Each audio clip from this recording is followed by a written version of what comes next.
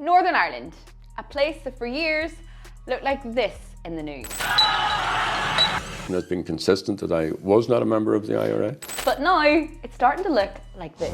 Chucky or law, get the Brits out law. Ulster flag, Union Jack there, and Ulster now the Union's back. Making me a Gemini. Being a Jerry girl, what's a fucking state of mind? It's been almost 30 years since Catholic and Protestant communities signed a peace agreement in Northern Ireland known as the Good Friday Agreement. A historic day at Stormont. After 2 years of talks and after a generation of bloodshed, George Mitchell ushers in what the whole island hopes will be a new era of peace.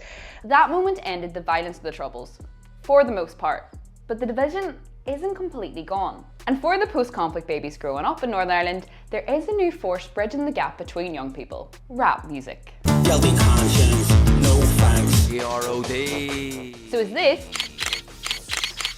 the new face of peace in Northern Ireland? Let's talk about Kneecap, the trio from West Belfast that need no introduction. Through their politically charged music and BAFTA-nominated film, Kneecap have grown in success in promoting their native tongue, the Irish language. Their success has changed the perception of the dialect that was considered by some a dead language only a few years ago. Their music has also created a lot of noise as it regularly explores controversial subjects.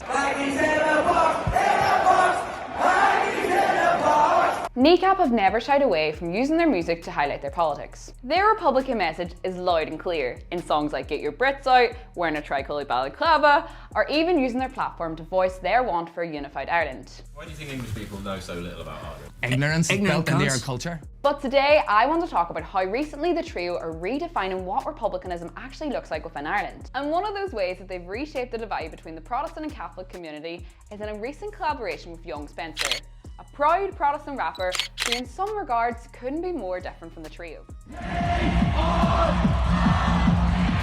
But to many, this is so much more than just local artists supporting one another. Together the pair are pushing a message of ending sectarianism within Northern Ireland through their music. So I wanted to find out, who is the man behind the stage name Young Spencer? You had a big night at the SOC Arena with of course the boys of Kneecap. Tell me a little bit about how that came about. So I was recording a song, and in the song I made a conscious decision to shout Kneecap out. Shout the Kneecap from P-R-O-D. A lot of the audience anyway who knows who we are, I'm usually looked at as the polar opposite. So it's usually Kneecap, green, white and orange, Young Spencer, red, white, blue. At the end of the day, I'm for this city as much as I'm from the Shankill Road, and the same with the lads. It's pushing the unification of the city. It's getting the world to look at the city we're from. Went and watched the film, shed a tear, laughed till my ribs were sore, went through all the emotions, truly resonated with it, and thought it was so amazing to see a story about Belfast told in that perspective. So I was sitting in the cinema and I thought to myself, you have one of them wee moments, you're like, should I do it, should I not, should I do it, I'll do it.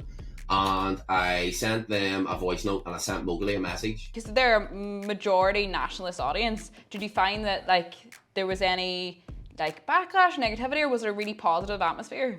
I'm sure somebody in their camp has thought, we don't necessarily need to call Young Spencer, we don't necessarily need to bring him to celebration of Irish culture, the biggest Irish language gig in history. But to be also in the midst of that, say, yeah, but we want to bring you as well, and we want to show people that Belfast doesn't exist without the Shankill, without being disrespectful, but we know where we're going. We're walking into a predominantly Catholic crowd, how will they take to you? Even as soon as I get on that stage, the first thing I say is, somebody said there's 9,000 Fenians and 1 Hun in here.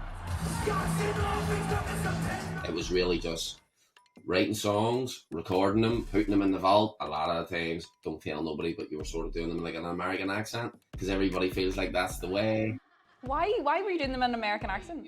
Our accent, in a way, a lot of times we look at and we think it either makes us or breaks us. God, you wouldn't give along getting the ankles frostbite off. Well, we've all seen it coming. Deirdre is busting the gut to grab the hold of Dev and Kurt the bake off him. It was certainly years coming to terms with, right, let's embrace it. This is how I sound. This is what makes me unique. This is what makes me stand out. A lot of people assume or say that young people don't care about politics, but do you think that is the case? Look, let's face it, when you hear stories and you watch documentaries and you think of how it was 30, 40 years ago, for me, I think nobody wants to go back that. Nobody, it's just about feeling like we are understood. It was always this thing I felt growing up where be quiet on who you are to the fullest. Tell people you're from Belfast, but don't get into it. Not that I have every answer, but I always felt I know, but I'm from the Shankill Road. Like, I'm proud to be from the Shankill Road as much as I'm proud to be from Belfast in the city. You've said previously, and I really love this, is that you said from working with young people,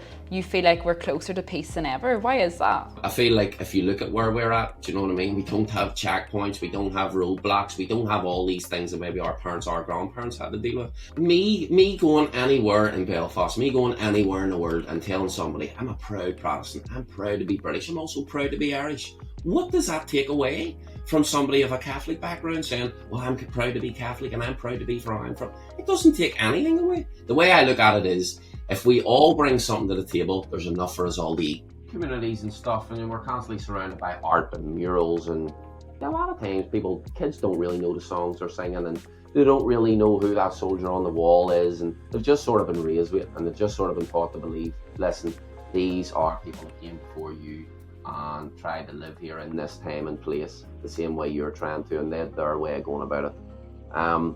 But something that is always prevalent, something I've seen my whole life growing up like so many others, is a statement that will read on like a lot of different murals and a lot of different walls. Prepared for peace, ready for war.